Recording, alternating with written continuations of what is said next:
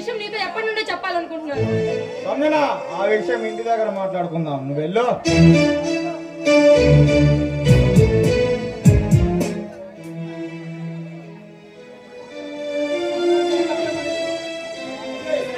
సంజన అంటే నీకు ఎంత ప్రేమ? చాలా ప్రేమ. ఏది చూపించు. ప్రేమ అనేది ఆకాశం అంత ఎత్తైనది, భూమి అంత విశాలమైనది, కానీ ఇంత అంత అని చూపించడం అసంభవం. సంజన మీద ఎంత ప్రేమ ఉందో చూడు. నా శరీరంలో ఉండే కాలే ప్రతి రక్తము కొట్టినడిగిన సంజన పేరే చెప్తాయి. సంజన కోసం ప్రాణమైన ఇస్తా, ప్రాణమైన తీస్తా. చూడు అజయ్, నువ్వు మాట్లాడేది ఏంటో నాకు అర్థం కావడం లేదు. ఇందులో అర్థం కాకపోవడానికి ఏముంది? సంజన జీవితంలో నుంచి తప్పుకోవాలని చెప్తున్నాను. అడ్డు తప్పించడమే కానీ తప్పించుకోవడం ఈ నరసింహకి చేత కాదు. నువ్వు తప్పుకోకపోతే నేను సంజన జీవితంలో నుంచి శాశ్వతంగా తప్పిస్తాను. చూడు అజయ్, ప్రేమ అనేది రెండు హృదయాల స్పందన, రెండు మనసుల కలయిక. ఆ రెండు కలబోస్తే కానీ ప్రేమ ఫలించదు.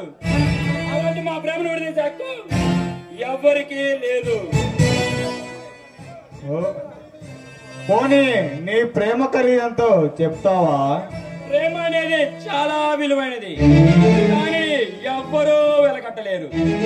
ఓ, నీ ప్రేమ అంత ఘాటైనదన్నమాట. లైలా మజులు, సలీం అనార్కలి, పార్వతీ దేవతల కంటే గొప్ప ప్రేమ నాది. వాళ్ళ ప్రేమలో చివరికి సమాధులుగానే మిగిలాయి. నీ ప్రేమ కూడా అంతే, చివరికి సమాధులుగానే మిగిలిపోతాయి. చూడు అజయ్, పెద్ద మనసు చేసుకొని మా పెళ్లి చేసి అక్షంతలు వేసి మమ్మల్ని దీవించు. రే రే రే రే! నన్ను మూర్ఖుణ్ణి చెయ్యకు.